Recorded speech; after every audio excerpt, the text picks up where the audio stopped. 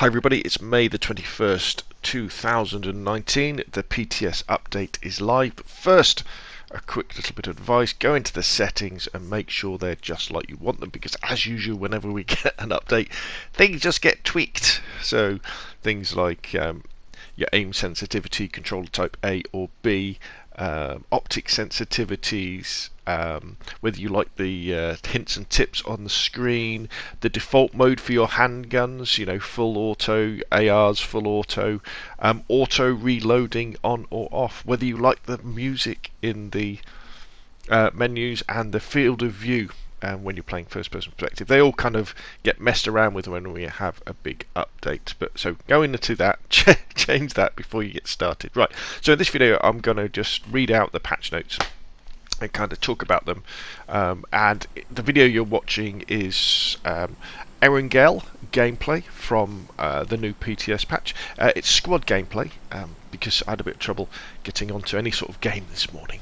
Because just coming up to 10 o'clock here in the UK in the morning, and I guess not everybody was up and about playing. There's nothing exceptional about the gameplay. We do get to the end, me and this world, we do get to a top 5 situation, but rather embarrassingly, I do manage to die to the blue. So my apologies for that, and I don't actually get to kill anybody. I do fire my gun a few times. I end up with a Vector and an M16. But more on that later. So watch the video, listen to my dulcet tones, and let's talk about the patch notes that came out today. So here we go from the top. Today we're excited to announce that the public test server will be making its return on May the 21st today. Before the rendering and loading optimization mentioned in our last dev update is implemented on live servers on May the 28th. So we're going to be able to test this build on the PTS. The PTS update will also include the new MP5K submachine gun, weapon balancing, Erangel loot balances, bug fixes and more. The PTS will be available for 1 week starting from May the 20th, 7 PM Pacific Daylight Time, or May the 21st, 4 AM Central European Standard Time. I will end on May the 28th with the patch going on the live servers, and the time is to be announced. So if you don't know already, the PTS is a separate build of PUBG that you can download to your console. If you've got it on PS4, you can just find it in your purchase section of your library. I think with the Xbox, if you go to the store and search for PTS or PUBG PTS, I think it pops up and you can download it. If you own PUBG, you can download the PTS for free. Unfortunately, if you don't own PUBG, you can't. New weapon, the MP5K. This is a very mean looking submachine gun. The MP5K is a brand new submachine gun chambered for 9mm ammunition. It will be exclusive to Vikendi and replaces the Vector on the map. So sad face from me. Love the Vector, but the MP5K, it looks good. It's 9mm. So let's see. While the firing mechanics of the MP5K are similar to those of the Vector, it boasts a higher per bullet damage, but a lower overall firing rate and DPS, or damage per second. This SMG also has a higher magazine capacity than the Vector, starting at 30 rounds by default, with 40 rounds in an extended magazines. The key characteristics of the MP5K are a high rate of fire at 900 RPM, with reasonably easy to control recoil. Accommodates all attachment slots to allow for a tactical stock, different types of magazine, muzzle attachments, grips, laser sight, and of course scopes. Base damage value of 33 and exclusive to Vikendi. Now I won't lie, a bit sad to see the Vector go from Vikendi. Had lots of kills with the Vector. But it'd be interesting having a gun that's similar to that. So reasonably fast fire rate, damage, but with that bigger magazine. The Vector was always hamstrung by that. I think it was it 24 round max, wasn't it? The old 45 ACP Vector with an extended mag. Survivor Pass wildcard not available on the PTS, and the title system. So what's happening today is there's a live update going on to the normal servers on PUBG, which means that they're going to apply the things that you might have earned in the last season, the Vikendi Survivor Vikendi Pass, no, not the Vikendi Pass, the last season, the survival title season. I know this all gets a bit confusing, but you know, we had to add up the points and you could win some clothes and you could win a parachute, that sort of stuff. You know, whether you became like an expert or a survivor or a lone survivor. So that's going to be applied. And there's going to be a new season starting on May the 28th on the main servers, and we'll be going to be getting a new survivor pass to buy as well on the 28th as well. And they don't mention it in these patch notes, but presumably we'll be getting the weapon progression system as well. We'll see. On to gameplay, weapon balance. M16. When using burst mode, the initial recoil has been decreased. Woohoo! Good. Increase the range before damage fall off recurs. Woohoo! This will help increase M16 efficiency when fighting over long distance. Well, I love using the M16 with the 6x or 4x anyway, so that's good. Canted sight and the tactical stock can now be attached to the M16. Tactical stock will decrease recoil recovery time, animation and kick and weapon sway, while also improving ADS speed and hipfire accuracy. That is cool. And in fact, in this gameplay, I end up with a Vector and an M16, and I put the tactical stock on the M16. Don't get a chance to use it though. The Vector has been rechambered to use 9mm ammo. Magazine capacity has been increased to 19 bullets by default and 33 with the extended mag. Damage decreased from 34 to 31 due to the above changes. Muzzle velocity changed to 380 meters per second. Previously 300 meters per second. So this is going to be interesting to use the Vector. I wish I got to use it in this game, because although we've got more bullets in it now, it does less damage, but the bullets are travelling faster. So yeah, so its fire. They say they haven't changed its fire rate, so it still have that massive. I don't know, it's over 1,000 rounds a second fire rate, isn't it? So I know, we'll give it a go. I fired the Vector, I think. I might have fired it already, I can't remember. And it seems very similar. I mean, always the strong point for me was with the Vector was that incredible fire rate and stability. You know, you put a vertical grip on it, or any type of grip really, and it's a laser beam. You could use it at short range, you could use it at medium range. You just aim it at the target, and as long as you're on target and you pull the trigger, they will die. The catch with the Vector was that small magazine size, so if you weren't quite on target, so they were moving, or you're in a very close range situation where you're both moving around, often you would run out of bullets before you would kill them, and you'd have to reload. So those extra bullets, well, we'll give it a go, won't we? The UMP has been rechambered to use 45 ACP, which stands for automatic Colt pistol, by the way, if you didn't know. 45 ACP ammo, and is now called the UMP 45. Is this right? Okay. The magazine capacity has been adjusted to 25 bullets by default and 35 with an extended mag, so less bullets again. Gunshot sounds have been changed to be more realistic. Muzzle velocity changed to 300 meters per second. So we've got less bullets, and we've got slower bullet speed. They don't say about damage. Presumably, going over to 45 ACP, each bullet would do more damage. And they don't say anything about for rate of fire, so maybe that's the same. So we've got less bullets, more damage, slower bullets. From the PC things I've read, and that's not much though, the general feedback seems to be that the UMP isn't very good now, but we'll give it a go. The MK47 or the Mark 47 Mutant, you can now put tactical stock on it. The tactical stock will decrease recoil recovery time, animation kick and weapon sway, while also improving ADS speed and hipfire accuracy. Now I can't really comment on the MK47 Mutant because I hardly ever use it. I really don't like the sound it makes when it reloads, you know. And it's just like burst fire or single fire. I've never really I guess it's the 7.62 M16, isn't it? I should give it a go, shouldn't I? Now we can put tactical stock in it. But yeah, attachments balance modification. This is very interesting. I came across in the game as well. SMG and pistol attachments have been combined and can now be used on both weapon types. Bullet loops for shotguns, Win 94 and Kar 98 have been combined into one item called ammo loops. Hollow sights can now attach to pistols. When equipped to pistols, the size of the sight will be reduced to fit more appropriately. So this is a move towards making the game run better, really. And it makes it easier for us, doesn't it, as well, the fact that you don't have so many things. I mean, when was the last time you picked up an extended mag for a pistol, you know? I mean, you just don't, do you? I mean, I don't use pistols at all. Maybe I should use pistols, but I tend to just have my close range weapon and my long range weapon, and I don't bother with pistols. But anyway, so now we've got less things on the map, which means there's more space for spawning useful things.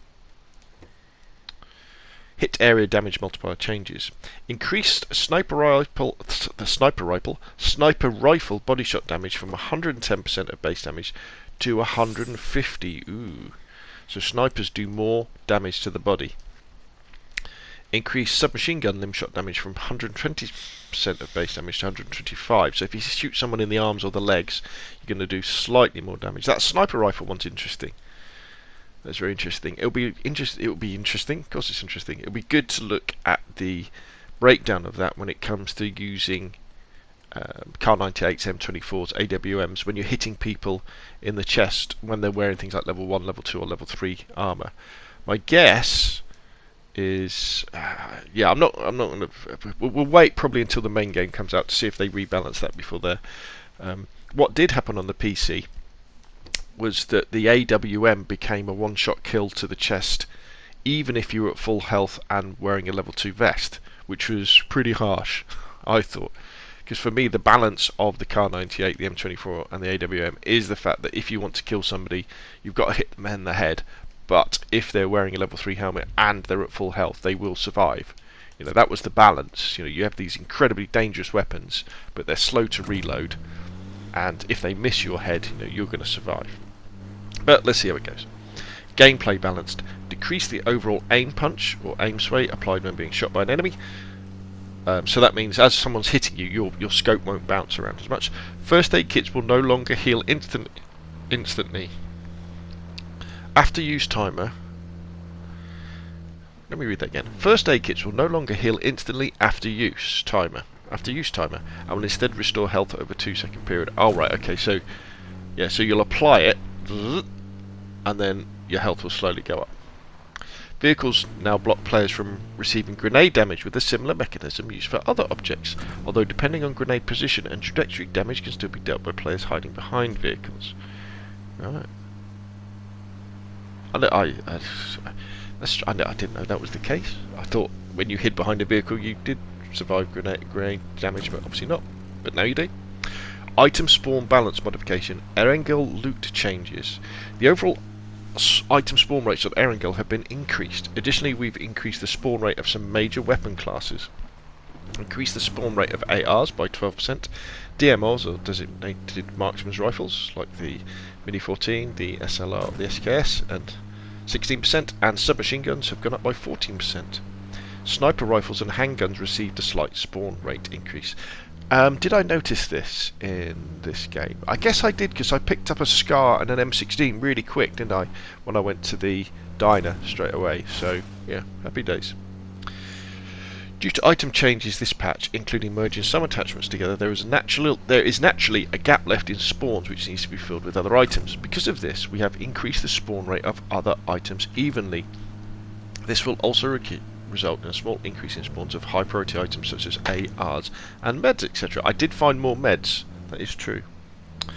This means that the overall loot for other maps has also increased slightly, although no changes have been made to individual item spawn ratios to other maps. So guess what they're saying there is, because we no longer have separate extended mags for pistols and SMGs, you know, where you did have 2 items that would spawn, now there's only 1, so that's a space now for another med pack.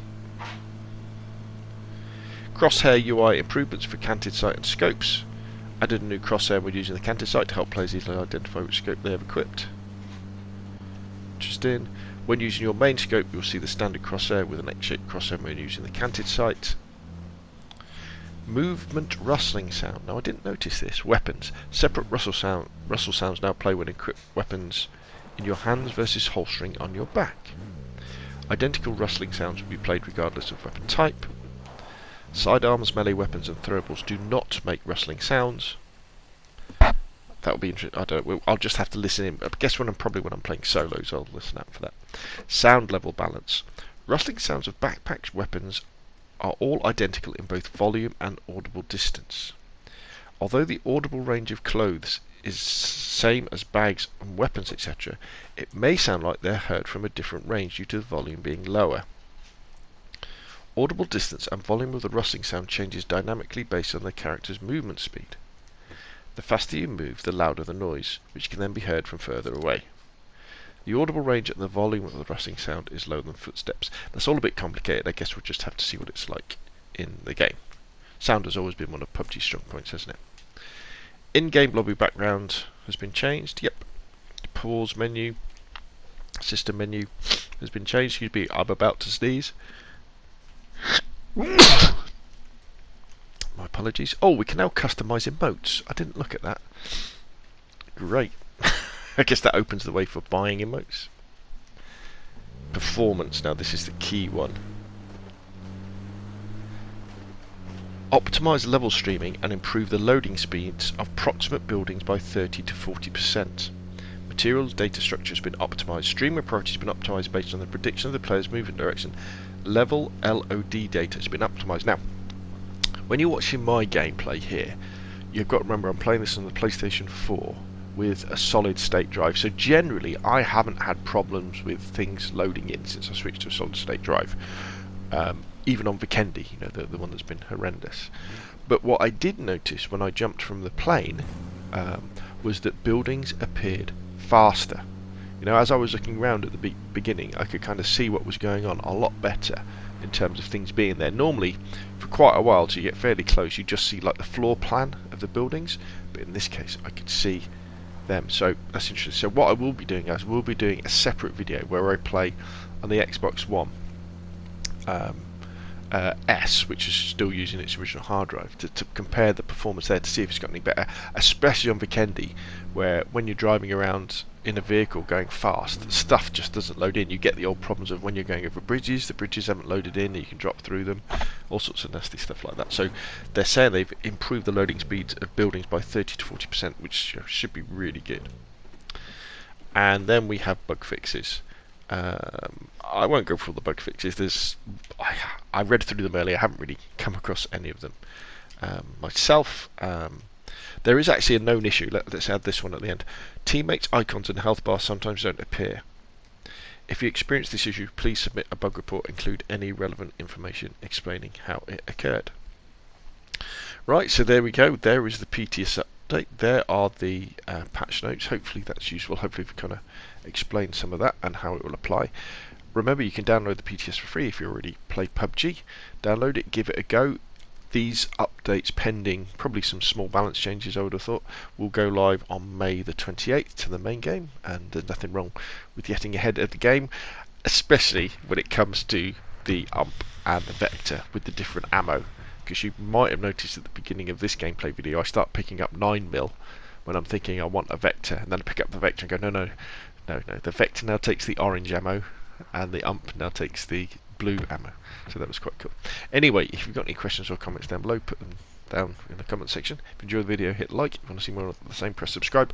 I will let the gameplay play to the end so you get an idea, but as I say, it's nothing special. I do carry on spectating though, so you can see the people who go on to win.